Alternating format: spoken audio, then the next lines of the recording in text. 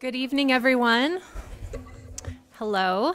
Thank you so much for joining us tonight. My name is Melissa Bowles-Terry, and I'm Head of Educational Initiatives here at UNLV Libraries. And I'm just so pleased to have you here to help us celebrate. We are celebrating this year's winners of the Calvert Undergraduate Research Awards. And this is one of my favorite events of the whole year because we get to celebrate students' excellent work, the sophisticated and interesting use that they make of library resources to make something new, to come up with something that hasn't been said before. And it's just really exciting to see them use our library collections as a kind of a launch pad into something new. So it's a great celebration of student achievements, and it's an opportunity to acknowledge that it takes all of us at the university to help support and nurture undergraduate research. And I think that we're just doing a better job of it all the time here at UNLV, and it's really exciting to see that happening. I want to thank the library's leadership, and particularly Dean Patty Iannuzzi, who isn't with us tonight, but whose brainchild this award kind of is. And I also want to thank the libraries and the university's administrators for their acknowledgement of the importance of undergraduate research. Giving undergraduates a chance to do research in the classroom and out of the classroom is a high-impact practice that really makes a big difference on student success, student achievement, and student retention. And it gets students ready for whatever it is that's coming next in their lives. So we really appreciate the support at all levels for that. I would like to give a round of applause to the teaching faculty who are with us tonight, who work every day to integrate research into their classes. So thank you so much.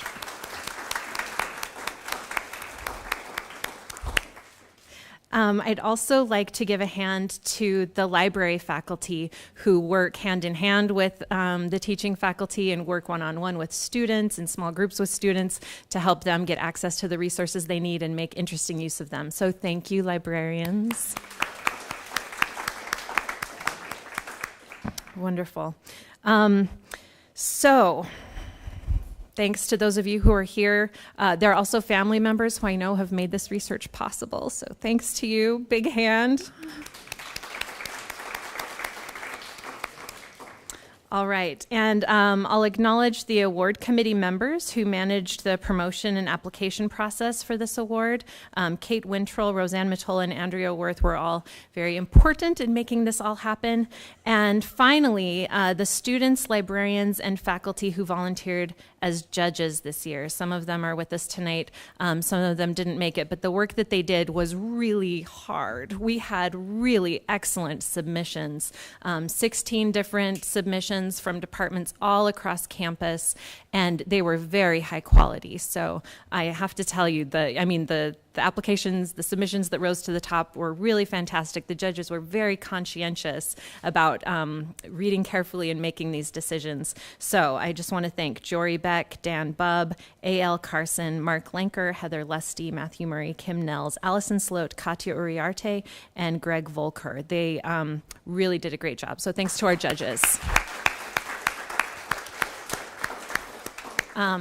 They volunteer their time and expertise over a really short window of time. So it's about 5 days between the submission deadline and the judging deadline, and they're reading like senior theses and capstone projects, not necessarily in their area of expertise. So you can kind of get an idea of how that is not an easy job. So tonight, I've said all my thank yous. Thank you to everyone. But tonight is really all about the students, and I'm really looking forward to hearing from you all about your work. As I said, we had very high quality applications from all kinds of departments across campus.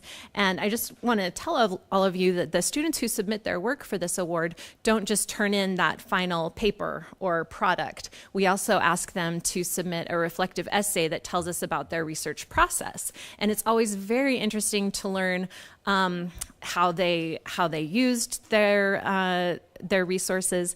And particularly, we like to see what bumps they may have hit along the way and how they persisted. It's always very interesting, and we love to see that curiosity and that persistence in research. We also ask students to submit a letter of support from a faculty member who supported their research, and that gives us interesting information about how the student is asking and answering a question within the field. It gives us some sort of context for the significance of their work. So it's really a pleasure to be able to recognize the work of these exemplary students and their faculty mentors, of course. And it's thanks to the generosity and the vision of the Calverts who endowed this award. So we really thank them, and we thank our library advisory board for what they make possible. So enjoy the reception tonight. That is also thanks to them. And we're going to really enjoy hearing about the research. First, we have the pleasure of having Lori Temple, who is Vice Provost for Information Technology, here to speak to us. And then after Lori's remarks, my colleague Kate Wintrell, who's co-chair of the awards committee, will present the awards, and we'll hear from our winners. Thank you so much. All right, thanks. So I'm here for the provost. I know she would love to be here, but she's out of town for the day, so I'm acting provost for the day, so you get me. So on behalf of the executive vice president and provost, Diane Chase, and the entire office of the provost, welcome. We're so excited about undergraduate research and about what it does for the institution. And I'm honored to participate in this event. It's just amazing the kind of work that this event actually represents. And I'm really honored to be here, and really want to thank the Calverts. I mean, this award inspires students to go out there and work hard and do some really, really interesting and good work, and they deserve a lot of credit for the inspiration that really is to be able to, as an undergraduate, do this work and get this kind of recognition for a job well done is just really impressive, and it wouldn't be possible without them. So today we're going to recognize, I can't wait to hear about the research. Oh, I'm so excited.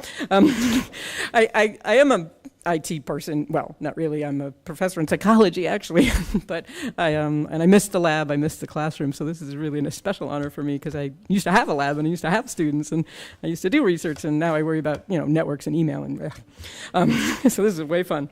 So the efforts of these students is a tangible. It's a tangible evidence of UNLV's commitment to moving to top tier. And the more that we can get our undergraduates involved in research, the more that our community becomes a research community. And it's the undergraduates, it's the graduates, it's the faculty, all working together to build that reputation. And these are the kinds of programs that help get us to be one of the best universities in the country as we pursue that top tier status. So very excited for these kinds of opportunities. And it's really fun to see students exploring and creating new knowledge. And you said, on the launch pad of what's available, the wealth of information that's available in the library, and taking that information and putting it together in new ways and learning new things and discovering new things and then producing new knowledge for us. It's really exciting to watch the students do that. So you said every student that participated in this had a faculty sponsor, a faculty mentor. And it's really, I used to do that, and that's a really fun thing. And so thanks again to all of those faculty who supported those efforts. It is a really satisfying moment when you're working with a student and they show an interest, outside the classroom. They show an interest in the research. They show an interest in some sort of intellectual pursuit. They want to understand it better, something they're really interested in, and they want to dig deeper, and they want to follow that intellectual pursuit further. And it's so cool to watch that happen and to watch those aha moments and those stumbling moments that you have to get through. Watching that student discover their own passion for the thing that they really, really now love. Now, maybe right after you get the report done, not so much. It's a lot of work, and you have deadlines and all that, but pursuing that passion all the way through to a final product, that's a really proud moment. It's a proud moment for the student, but it's an equally proud moment for the faculty member who's been watching and mentoring and helping that process along. And those faculty that do that kind of work, it's a way for them to show their commitment and their dedication to the intellectual and scholarly excellence for the whole institution, but also for just the broader commitment to producing knowledge that we can all use down the road. So today, we're going to celebrate some of the brightest of our UNLV undergraduates, and it's fun to be in a room with the brightest. It's always fun. And that panel of judges Wow, that's a tough lot of work. 16 of those, short period of time, all good, trying to make those subtle distinctions to try to determine which ones rise to the top of the top. Very difficult, and had to do that thoughtful review and that careful work. So again, another round of applause for those judges. I know I see some in the room. And then finally, to all the students who submitted their work, I mean, congratulations. I mean, that's just a big, big deal getting that done. You've demonstrated your commitment to scholarship and your passion for intellectual discovery, and you should take great pride in that accomplishment. That is a really hard thing to do with all the other things you have to do as a student. And you honor all of us through your willingness to share those outcomes of your effort. You honor all of us, get to now appreciate and enjoy that. So please join me in thanking all of the people involved in making these awards possible, and particularly the winners.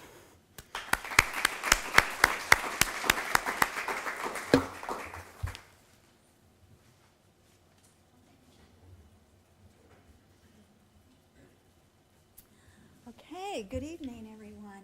Now, we usually announce our winners alphabetically, but we're going to start with Kylie Johnson tonight because she has to leave early because she's taking her last final exam. In fact, she brought her professor with us. I don't. Okay. Kylie is a senior majoring in history and political science, and she's recognized for her paper, British Appeasement, 1936 to 1939, the debate between Parliament and the public. It was submitted for her capstone research project for the history department.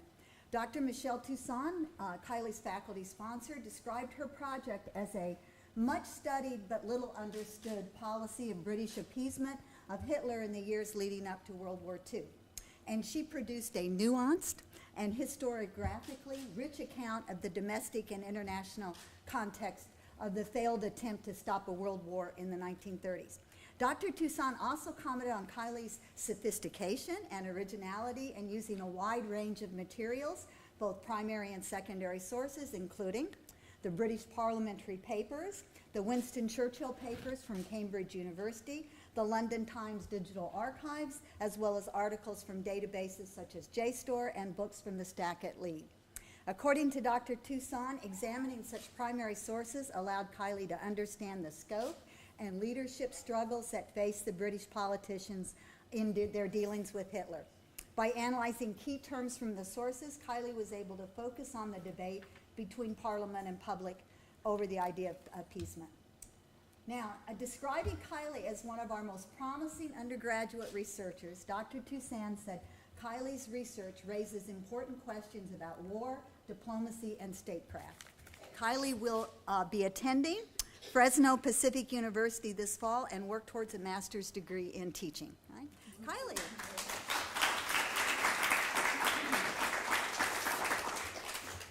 Hi, everybody. I would like to thank Dr. Toussaint again for helping me with this research, for guiding me in the right direction in the first place. I was completely lost at first.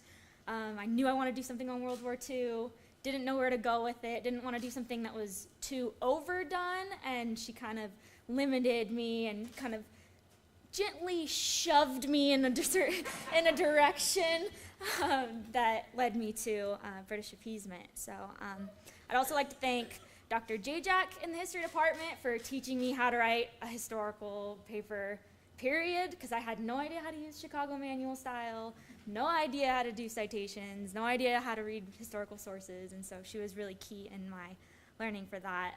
My mom, of course, for being there when I had a mental breakdown about this paper. Maybe have cried a couple times during writing it, but it's fine. And then the Calverts, of course, for tonight, just in general, and everything that they were doing for us. And UNLV Libraries for having all the exact databases that I needed to be able to do this research. So a little bit about my paper. I tracked the changes in Great Britain during the pre-war years, looked at the conversation between the public and Parliament, and it was only really the beginning of my understanding of this relationship between the people and government and also the idea of appeasement. So In a lot of history, there are the traditionalists, the people who think that the very first historians on the subject, and for appeasement, these guys saw the decision makers of the time as like guilty. They were morally corrupt. They had a lot of issues. The old revisionists who saw them as having no other choice. The revisionists who said that Britain was not ready for war.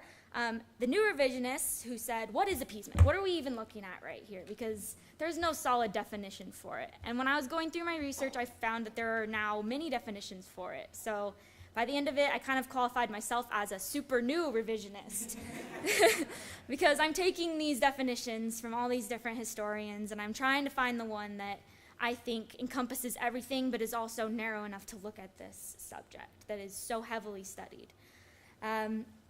And I also was able to kind of combine, analyze, and look at these other historians throughout to make it something new. For sources, I use the London Times database. I use this to show the voice of the public. Newspapers are in your house. It's what you're looking at every day. It's what people are getting around, and it's what they're talking about. And I thought that most showed what the public was thinking and saying at the time. For the voices of the Parliament, I use the Hansard database that we have access to. Those are the one-to-one conversations between parliamentary members, and if you have spare time and just want to look around, I suggest reading them because they call each other names, and it's actually really funny. You don't think about that happening, but because it is the one-to-one conversations in Parliament, it was really great. It would have been impossible to construct my paper without these two key sources. These really were what helped shape my paper. Having these two different voices, and it was really allowed me to analyze the conversation going on between the two. And what I saw was that in the beginning, 1936, the beginning of my paper was that Britain was very focused internally on domestic concerns, unemployment, housing crisis, etc. And as things started happening in Europe, you kind of saw a turn of the public opinion looking outside, saying we need to do more. We need to move away from what we're looking at internally and help the rest of the world. We need to let Britain get out into the world again.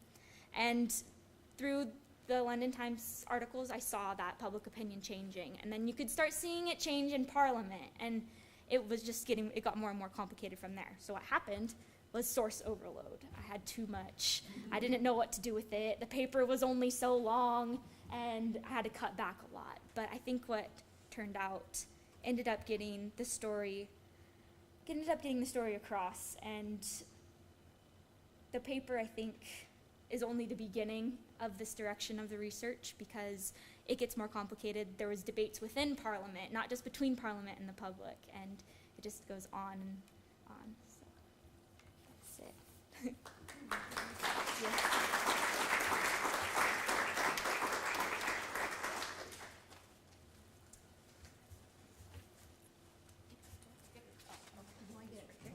In the middle? Do I get it?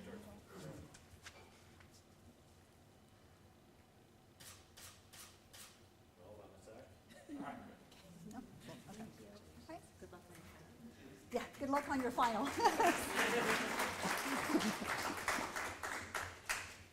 All right, our next recipient is Laura Benedict. Now, Laura is a almost senior, can I call you that, and majoring in anthropology. Her research paper was entitled Polyandry Around the World and was completed for Anthropology 471, Evolution and Human Sexuality. In the beginning of her research, Laura first narrowed her subject turn to polyandry, an umbrella term for one woman having sexual access to more than one man. Initially, Laura went to the library's website. She typed in her keyword, polyandry, and discovered that there were 18,000 results. However, as is often the case with anyone who researches, she remarked that many of the results were completely irrelevant, and some were deceptively so. As she refined her search terms, Laura found several key articles, and then she used a technique called citation mining, examining the references listed in such articles. This technique allowed Laura to expand her research results. In the final project, Laura used books, journal articles from Academic Search Premier and ProQuest, as well as material from special collections. She attended a workshop on avoiding plagiarism and even ordered a microfiche from interlibrary loan. Okay, hit all the bases there. Dr. Peter Gray, her faculty sponsor for the project, praised Laura's impressive and sophisticated use of library resources. After all, she cited more than 60 scholarly references. Dr. Gray said Laura's research shows an excellent capacity to read and synthesize a body of scholarly material. In addition, Dr. Gray called her work creative, thoughtful, sophisticated, and one of the most ambitious undergraduate research papers I've seen in my 12 years at UNLV. Laura.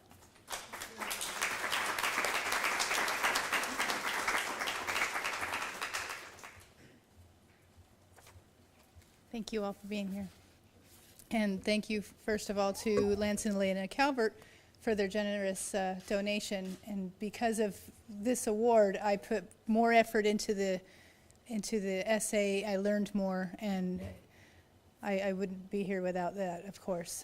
To Dr. Gray for sponsoring this effort, and without you, I would never have found all of my 60 plus. I'm glad you counted, because I certainly didn't.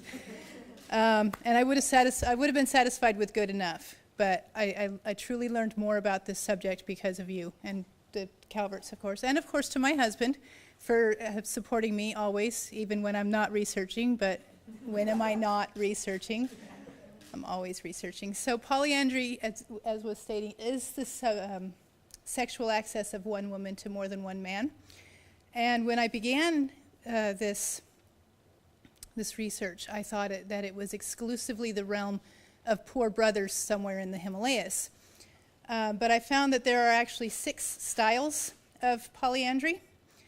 There's the fraternal polyandry found in the Himalayas, but it's not represented by poor brothers in the Himalayas. It is represented by brothers seeking to control land and other property. Associated polyandry is practiced by the Aleuts in Alaska, and the second husband is expected to be an assistant to the first, and the wife is praised for her ability to care for both of the husbands. Polycoity is seen in partible paternity, which is practiced in the Amazon basin. This garners extra parent for each child in the case of one parent dying. And this reason is also seen in familial polyandry, such as that seen in a Pawnee group of tribes in Kansas. This was an intricate system of brothers having sexual access to the wife and sisters having sexual access to the husband. Secondary polyandry was practiced in Nigeria, where divorce was not recognized, so if a couple wished to move on, they could still have sexual access to each other as the mood arose. And walking marriage is seen in the Mosuo of China, where the lovers do not marry or live together, but they frequently have loving and long-lasting relationships. Each of these marital patterns is just as valid as same-sex relationships, polygyny, or the heteronormative relationships that we see very commonly around the world today. Future research could focus on who practices it today, and I hypothesize that it is found even here in Las Vegas. Thank you for your time and for this award.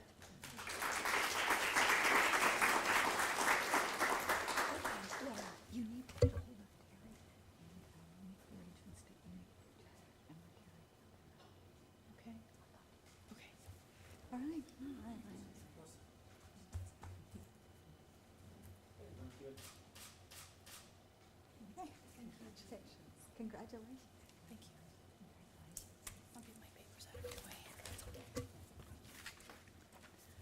All right, moving along here. Our next recipient is Brianna Cotter. Brianna is a senior multidisciplinary major, and she is recognized tonight for her capstone research paper, Prescribing Change for Minority Students, Diagnosing Inequalities in Science Education in Clark County School District.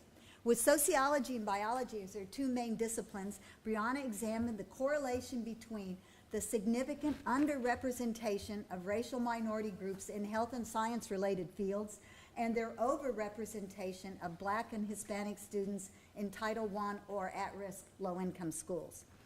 Dr. Tim Gauthier, faculty sponsor, said that Brianna applied theoretical and disciplinary perspectives to form a hypothesis that was the product of a thorough and wide-ranging research that brings together the work of race and social theorists, education scholars, nursing and health specialists, sociologists, and others. In her reflective essay, Brianna said that as a non-traditional undergraduate student and mother of 2, It was nearly impossible for her to travel to lead library. So before starting her research, Brianna used the library's online tutorial, Finding Articles, to learn the correct way to search for library materials. We love to hear that. We love to hear that. And indeed, Brianna used a wide variety of sources, journal articles, books, along with primary sources from the Census Bureau, the Clark County School District, and the Association of Medical Colleges, as well as utilizing citation mining techniques and survey methods. As Dr. Gautier wrote, Brianna exhibited a facility and level of comfort with crossing disciplinary boundaries and demonstrated a capacity for analyzing, collating, and synthesizing data that few undergraduate students possess. Her work shows that exposure to high-quality science programs increases the likelihood of a student's interest in science-related fields. And Brianna hopes to attend graduate school and study sociology. Brianna.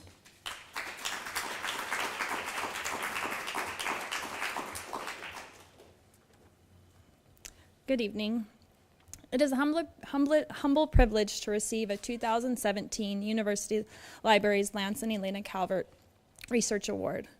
Through this award, Lance and Elena Calvert help foster a culture of academic inquiry at UNLV. Thank you to Mr. and Ms. Calvert for supporting undergraduate research. As a mother of two, leaving my young children to physically visit the UNLV Lead Library is nearly impossible. Thus, I have become very familiar with this library's cutting-edge technology and resources available online. By having such extensive resources available at my fingertips, this library has become an extension of my living room during my research process. This extremely student-centered library and its staff have been a key ingredient in the successful completion of my research project, and for that, I thank you. The purpose of academic inquiry is to further a field in a meaningful way. However, it is impossible to know where one is going without knowing where one has been. In this manner, our library's powerful research databases have been instrumental in providing me with access to numerous published studies which suggest high-quality science education, such as performing hands-on experiments, promotes interest and self-efficacy in health and science-related careers. As such, I adapted these educational paradigms and applied them to my study population, high schools in the Clark County School District. My study was designed to elucidate disparities in high school science education within the Clark County School District. The primary goal of my project was to understand novel factors that may contribute to the entry of underrepresented minority groups into science and healthcare professions. Briefly, my research indicates that CCSD high schools from the lowest socioeconomic sectors have the highest representation of Black and Latino students, perform the fewest number of biology experiments each school year, are less likely to have a science club, thus identifying key disparities in science education between students of different racial and income groups within our own school district. As a parent, I quickly learned the truth in the adage that raising children takes a village. As an undergraduate researcher, I found that the same is true when developing a researcher. Many of my most important villagers are in this room tonight, with whom I'd like to thank. First, my research mentor, Dr. Tim Gautier, who provided countless conversations and guidance and provided very constructive criticism of my writing, so thank you. Next, my parents, who instilled in me a love of learning, a hard work ethic, and to be proud of whatever I put my name on. My brother Ryan, who was very helpful in watching my 3-year-old so I could work on my paper. My husband David, who has always been a source of love, support, and guidance. And finally, my 2 children, Quinn and Connor, who inspire me daily to be the best I can be. Thank you.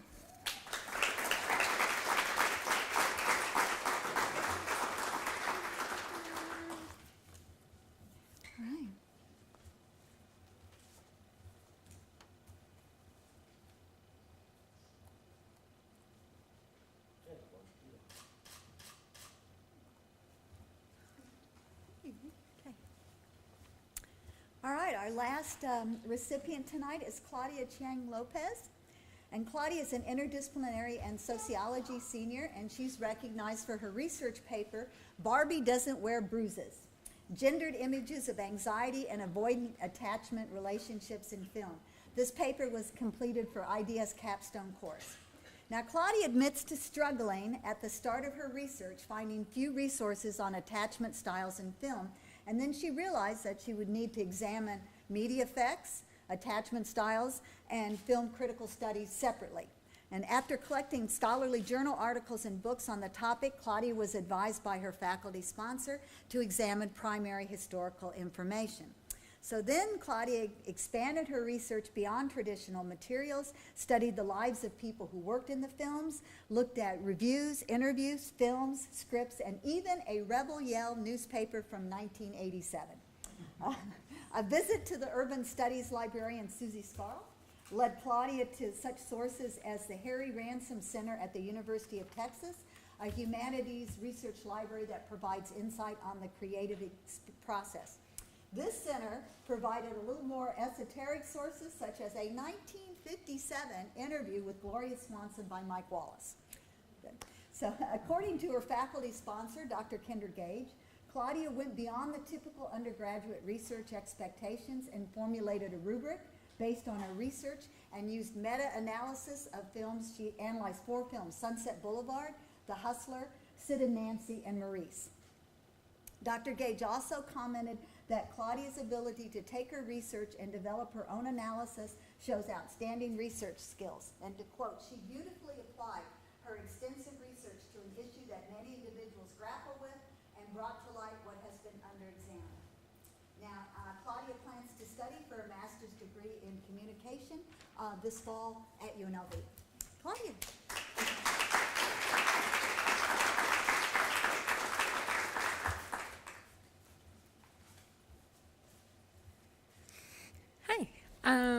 So first off, I'd like to thank Lance and Alina Calvert for the award. Sorry, I got a little shy. I first heard about it a couple of years ago when a friend of mine won the award, and so I think it was like a motivator. I was like, I need more library sources. So I would also like to thank Susie Scarl, who helped me over the summer to start shaping it up. It was a project that took about 2 years and took a lot of different shapes before I really found what it really was going to be. And so I was looking at attachment styles in film and how they're portrayed, particularly when women portrayed anxiety in the romantic relationship. I think film has been shown to affect how people behave in their relationships. We learn a lot of our behaviors from that, especially like dating behaviors, especially teenagers learn it from it. So that's what I was studying. I'd also like to thank Dr. Padungpad and Dr. Gage from the Multidisciplinary Studies Department. They were my professors throughout this. Oh, and Heidi, hi. She's a librarian here too. And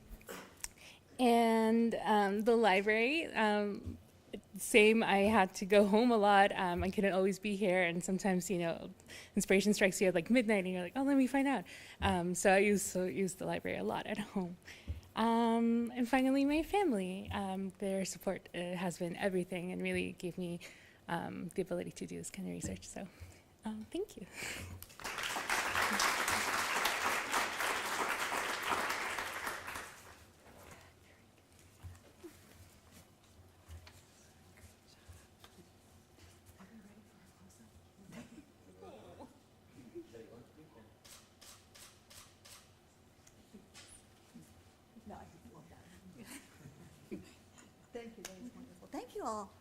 Thank you all for coming, and help yourself to a few more hors d'oeuvres.